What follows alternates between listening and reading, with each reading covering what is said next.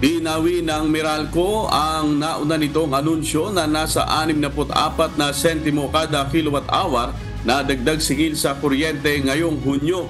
Sa official statement ng Meralco ay inihayag nito na magpapatupad ang power distributor ng 1 peso and 96 centavos o halos 2 piso kada kilowatt-hour na bawas presyo ngayong buwan.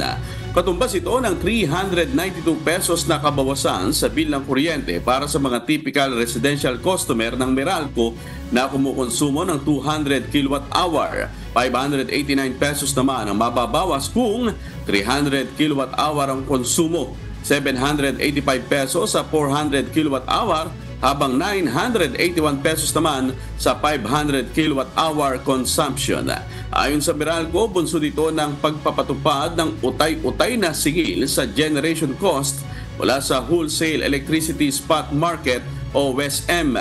Alinsunod ito sa kakalabas lang na utos ng Energy Regulatory Commission o ERC sa lahat ng power distributors na gawing staggered collection sa WESM purchases kabilang na ang supply na binili para sa buwan ng Mayo.